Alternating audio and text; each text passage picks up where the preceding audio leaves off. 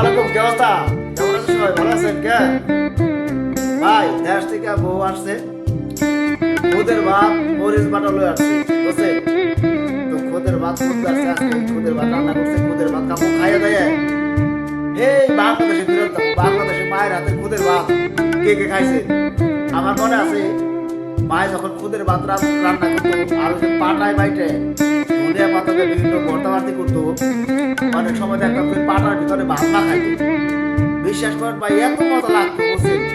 মানে ঘরে ভাত থাকতো, মার কাছে বলতাম তো ভাত খাবো। এখন মা অনেক সময় বলতো যে এই পোলাকে পাটায় মাখে না, ভাত খাওয়া লাগে না। কার কথা কে শুনবে? পাটায় মাখে না ভাত এত মজা লাগতো।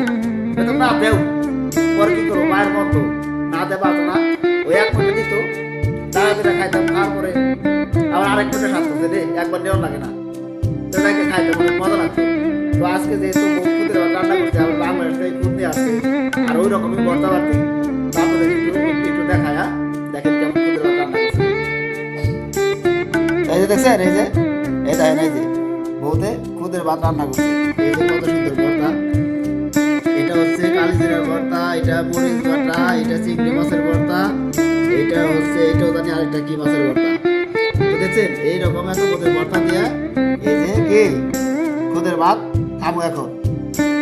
তো যাই হোক, খুদের ভাতটা অনেক ভালোই লাগবে। দেখলেন তো খুদের ভাত দেখাইলেন, সৌদি আরব কিন্তু খুদের ভাত খাইলেন, মানে অনেক বছর পরে খুদের ভাত খেলেন, তো আবার সৌদি আরবে এত খুদের ভর্তা বাড়তে দিয়ে, বুঝছেন তো? যাই হোক, মজাদার খাবার। ভালো থাকবে সবাই। সবার মানে একটু এই খুদের ভাত দেখানোর উদ্দেশ্য হলো ওই বাংলাদেশের আগের সময়, ছোটবেলার সময় নিয়ে গেলাম। মানে এখন কিন্তু বাংলাদেশের অসংখ্য খুদের ভাত খায় না, বুঝছেন? তো যার কারণে আর কি ভিডিওটা করে আপনাদেরকে সেই পুরোনো স্মৃতি মনে করে দিলাম। ভালো থাকেন সবাই, আর ভিডিওটা যদি ভালো লাগে তাহলে বেশি বেশি করে শেয়ার করবেন।